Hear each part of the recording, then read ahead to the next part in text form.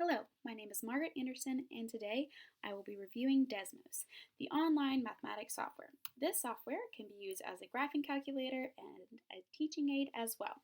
So first I'm going to go through the functions of the standard Desmos calculator. So as you can see at the start of the Desmos page, you can click Start Graphing. So from here, it's going to take you to what you would see on a calculator screen that has a grid and axes as well as an input box on the left. So in this input box, you could put any function you'd like, and you can add multiple functions at one time. So say I wanted to add a linear function, so I'm going to say 2x plus 10. And as you can see the function where it crosses the y-axis, where it crosses the x-axis. You can zoom in and out either using your mouse pad or using the plus and minus buttons on the right. But I could also add multiple at the same time. So if I wanted to enter a quadratic function, I could type in x squared plus 3x plus, say, 5. And it's going to show me both functions. So you'll see the parabola as well as the straight line. And you can see different intersections of points where the two functions will cross. You can see minimums of the parabola, all the different things that you would normally see on a graphing calculator. It's just a little more analyzed, and there's a little more information that is available to you. So from here, you also have the option to click here and see all the different examples of lines that you could do. So you could say open a slide in slope-intercept form. So when you click on it, it's going to give you a preview of the graph, and then you simply have to click open graph and it's going to show you. So as you can see, it is a straight line linear function, and over here it's going to give you the formula or the equation for what slope-intercept form would be. So it also gives you some sliders for M and B. So you can yourself move M and see that once it goes negative, it changes the slope, or at 0, it's a straight line, or as it increases, the slope gets larger. You could also animate this. So you could hit play, and it's going to move all the way to 10, and then it's going to move all the way back down to negative 10. And you can stop it and place it back wherever you would like it to be. You could do the same thing with the B, so seeing as you change that what is changing and where is the line going. So you can animate that one as well, and it's going to move it up and down on your screen, and you can stop it whenever. So this is the basics of the actual graphing calculator that is Desmos. So you have the option to do any standard graph. And when you go through here, you can really see that there are so many options. There's parabolas in standard form or vertex form, different conic sections, polar, transformations, all these different things that students can begin to look at and explore and start to understand. There's even calculus functions all the way at the bottom. So that's just kind of the basics of what the Desmos calculator can do. So we're going to start and look into exploring Teacher Desmos. So Desmos has a whole section for teachers that has activities that you can use in a classroom. And you would just go to teacher.desmos.com. So this is the first screen you see when you open Teacher Desmos.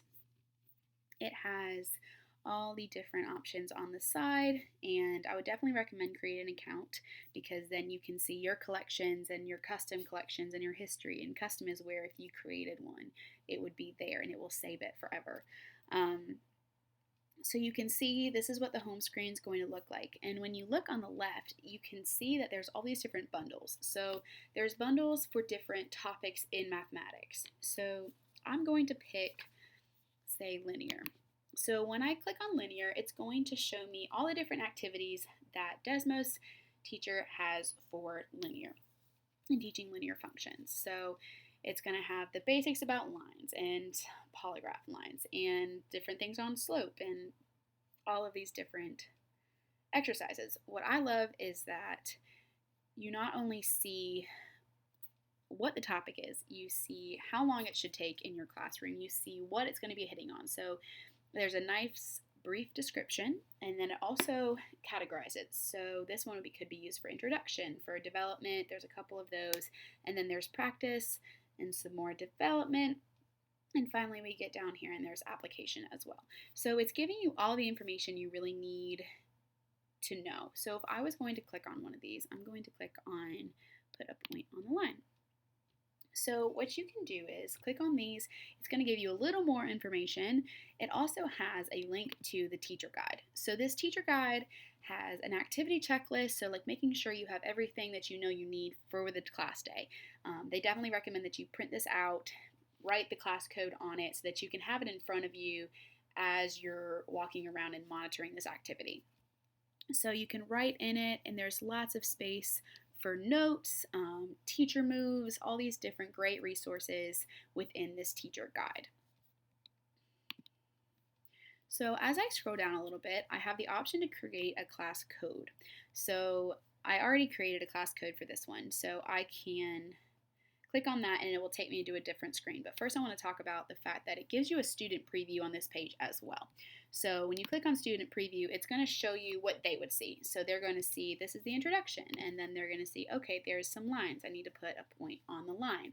And you can click through and see all the different slides that they're going to see. And also when you click down here, you see what it suggests for you to do at this time, at this particular question.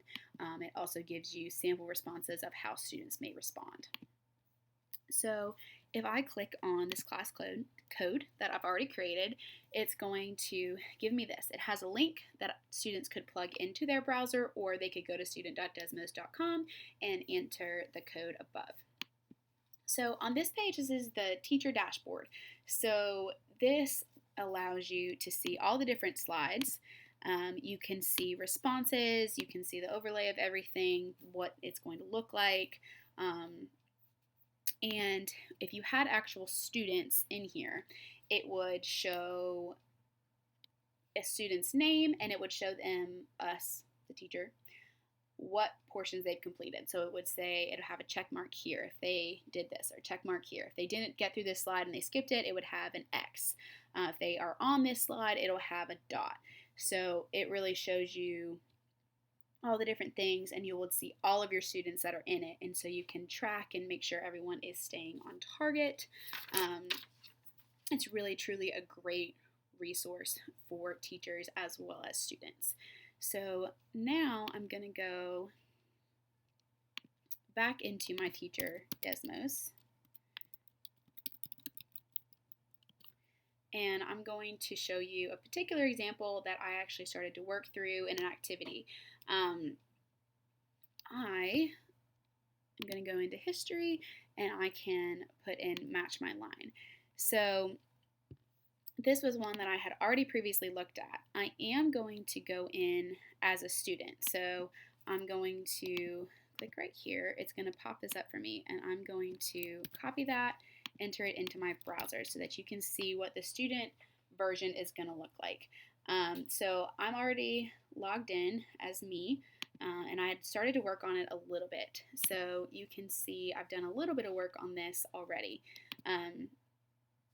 So originally the equation looked different, so I think it might have been something like 3x. So I had to adjust the equation so that the line would pass through the point. So students would look and say, okay, well, I don't have to worry about a y-intercept because it's going through the origin, so it would be 0. So to find the slope, I can go up 2, and I can go over 1, 2, 3, 4. So up 2 and over 4, that would be a slope of 1/2.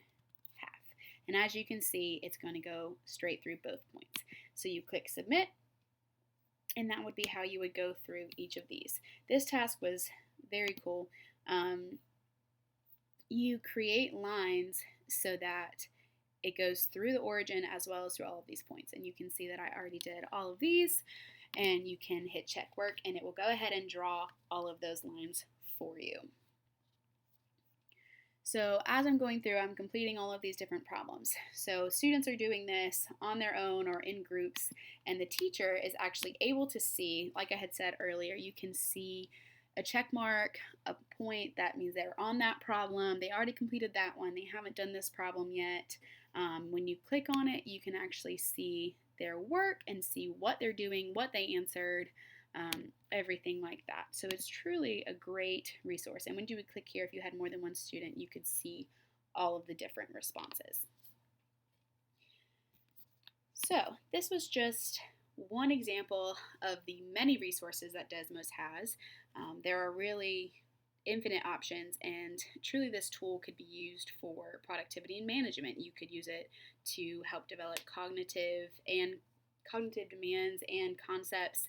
It could help with reasoning and development. Truly can hit on most of the mathematical practice standards. This is going to conclude my review of the Desmos and the Teacher Desmos. As you've seen, this is truly an excellent tool that should and could be utilized in any mathematics classroom.